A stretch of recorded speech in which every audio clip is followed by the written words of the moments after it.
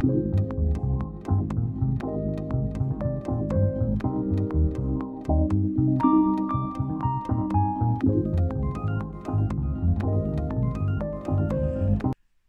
you can tell, it's Batman Day here on the peg with me, your host, the one, the only, Matt Montreal Man. But it's not just any Batman Day, as our credits showed. It's Batman Special number 2. And today we're doing the Batman Dark Knight Trilogy figures. That's right, that 4-figure build-a-wave to build Bane. I know, Bane. It's not my Bane, but whatever. But we'll be looking at, of course, Batman. We'll be looking at, of course, the Joker. And if you look at the Joker, well, you gotta go, let's not be two-faced about it. And if you're scared, well, that's Scarecrow's fault. But let's start where we should begin with number 1, the Batman. So let's cut away. With the wonderful power of editing, you won't have to put up with all the time wasting it takes. We'll take Batman out of the package and you'll take a good look at him.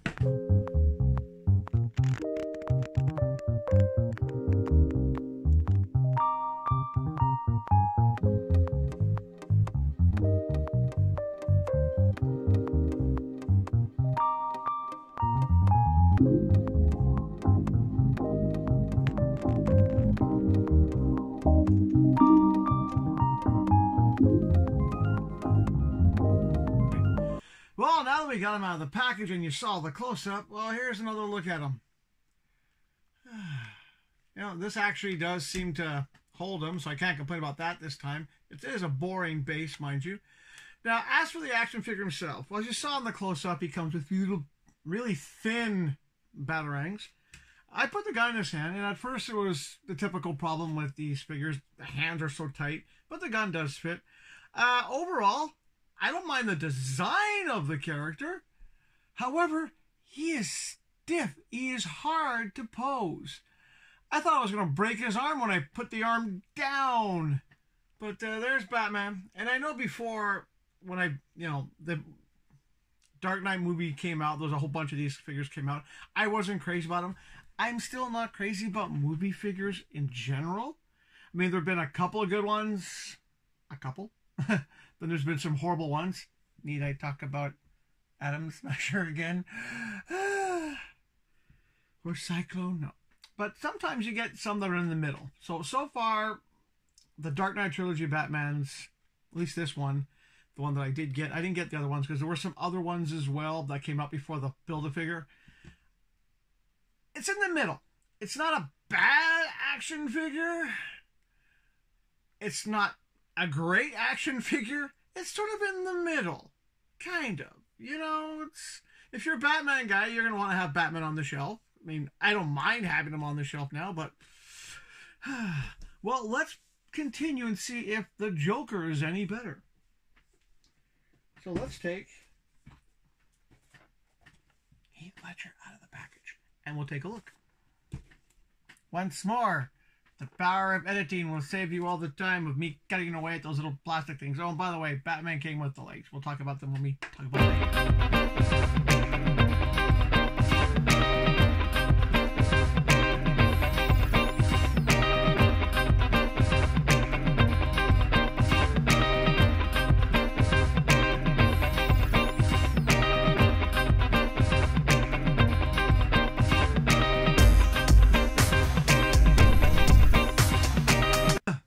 As you saw in the close-up, I really can't complain about the base. The package did come with the regular round base, but I'm assuming that's for Bane because Joker comes with Bane's head, 3 sets of hands, and a typical round base. But this base, I mean, it's hard. It was a bit hard to get him in this foot. As you soon as you pick him up, he falls off. But the fact he comes with a base that's unique.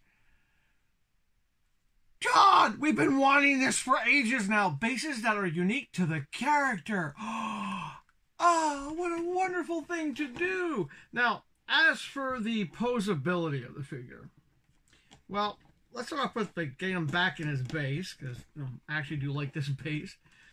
Now, the face sculpt, this is one time it does make me think of the actor's face. A lot of time the movie sculpts are just kind of like, who is that? That's actually a good face sculpt. It does make me think Heath Ledger, Joker. I like the color scheme. I don't care if the purples aren't matching. It doesn't bother me that much. Posability wise, he's all right. He's somewhat less stiff than the Batman. After all, why be so serious? He doesn't have to be so serious. Drawbacks, well, I like the fact that he came with the head of Bane and 3 sets of hands and a base, but no accessories for Joker. Like, where's a gun? I'm just saying. But there he is. It's not your traditional Joker, but it's definitely movie Joker related. And I don't mind having this as a Joker to go next to the Batman. But let's get on to one of the ones that was a bit, people talked about it a little bit when the movie came out. They were a bit shocked that, they didn't use this character more, that they killed this character off. Two-Face. And I have to admit, I'm one of those people that were disappointed that they didn't keep Two-Face alive. Let's kill off the bad guy. It's something that Tim Burton used to do a lot. Tim Burton would basically take a character like Two-Face and kill him. But before you watch me go through the painstaking labor of cutting all those little plastic things off, or with the Joker, it was a combination of twist tie, plastic thingies, and tape. They couldn't make up their mind which one to use. Let's cut away, we'll get Two-Face out of the package, and we'll be back to you right after this brief intermission.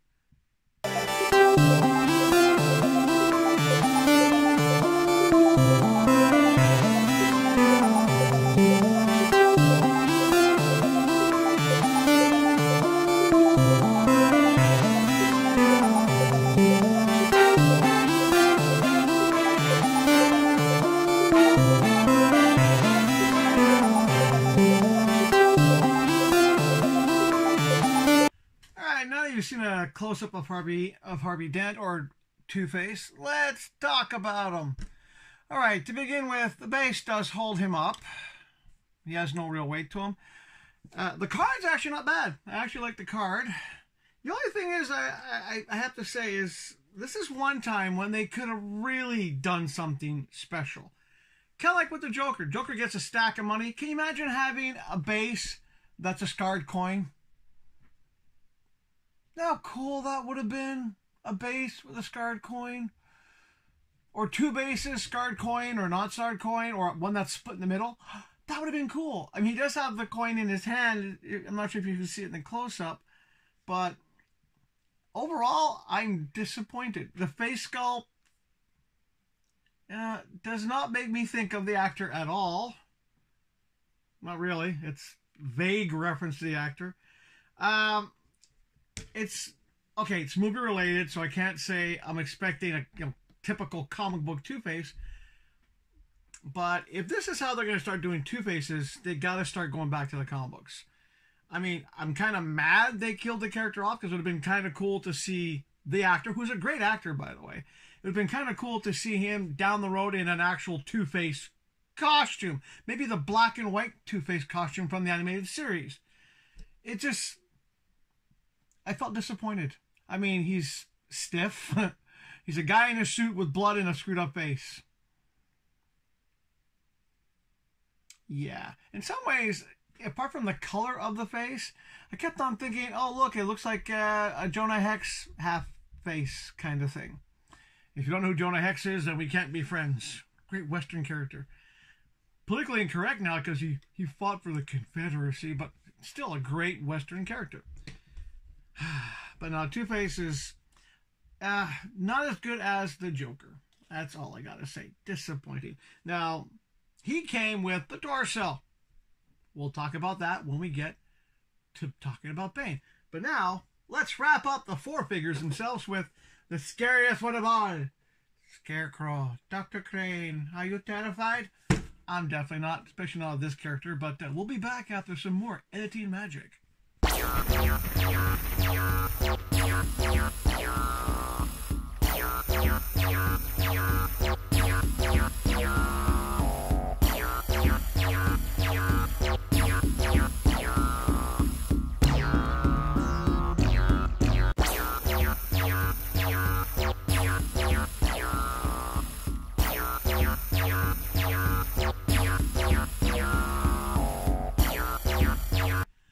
now you've seen a close-up of Scarecrow. Yes, it's really sunny today. Usual base. It actually holds them, so I'm not going to paint much base. But once again, they could have done something more unique with the base. Just saying. Now, let's talk about the negatives about this character first. This hand.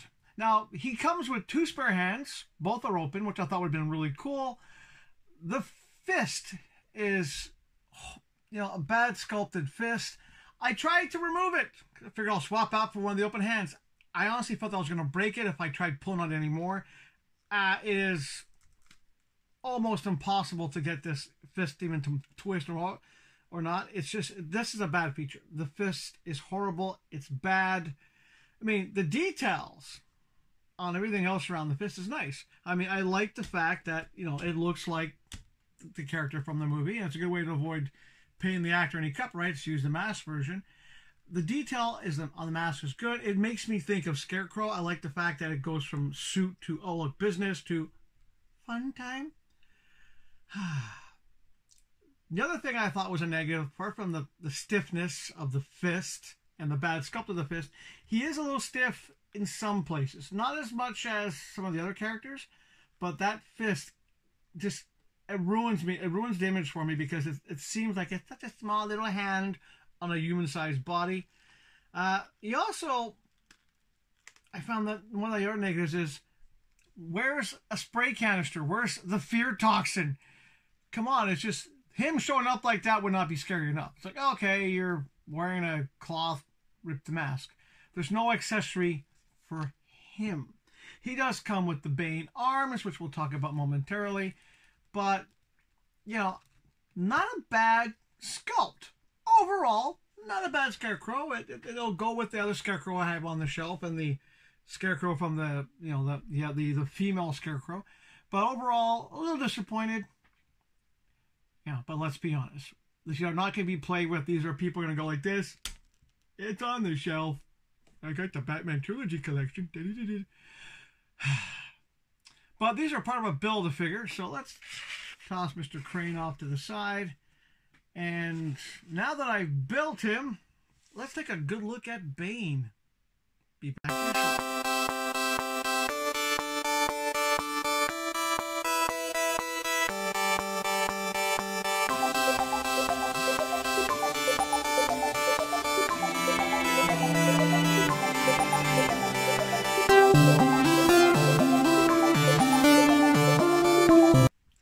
Well, here he is, and thanks to the Joker that had 2 bases, he has his own base this time, and it actually does hold him. Now, where to begin with the Build-A-Figure that I bought 4 figures to buy to build him. I had 4 figures to buy to build him. All right, so proportion-wise, he seems, he is taller than Batman. He's definitely, taller than Batman. Yeah, you can see, taller than Batman. But I think they made him taller by stretching the torso. He does not seem proportionate enough. I mean, there's a few problems with him. He is also one of those Build-A-Figures that I found the legs kept on popping out. So you really have to shove him in there. The head itself, I thought I was going to break the neck joint to pop that head in. And once you got it in, it's relatively solid. It's stiff. Same with the arms. The arms, I thought I was going to break them, putting them in their sockets. So he's not as one of the easier put together ones. I mean, there's a bit of tightness in every part you put in. And he is tight. He's tight. He's tight. Oh, gold member. Sorry, it's a sunny day, and you know what it's like when I'm sunny. But I figured I'd film today while it's sunny. Even though I originally wanted to do this in the darkness of night. But the neighbors aren't home, so it's quiet. And I don't hear them. Oh, they're back. Oh, good time. I'm almost done. Good time. Good time. Yeah, I'll keep that one in. I don't care. But yeah, another problem with Bane is, yeah, he comes with all these alternate hands. But as you can see, when you put them on, there's a gap. There is a gap on the hand. And it's also one of those things where I thought there was a bit of a, even going back to the movie, a costume flaw. Brown strap, flesh hand, gloved hand. Would it have made more sense to have both gloved hands, just in general? I understand the one wrist thing, carpal tunnel. But yeah, it's and by the way, super rubbery in the middle here. I mean, he's the movie Bane. To me, Bane is not looking like this. I mean, I like the traditional looking Bane from the comic books. I like the traditional Bane even from the animated series. The movie Bane always disappointed me. I'm surprised they didn't do Talia al Ghul, because why not? They should have done her. Would have ruined that one too. I mean, I watched the Batman trilogies, and I actually don't mind Nolan as Batman. I didn't mind him as Batman. I actually enjoyed the movies when they came out. It was a different take on Batman. It's an Elseworlds Batman. I liked Heath Ledger as a Joker. He really brought something to the character. Bane was one of those characters, especially in the third movie, you think, okay, major character. Badly played. The actor's a good actor, it was just not portrayed properly.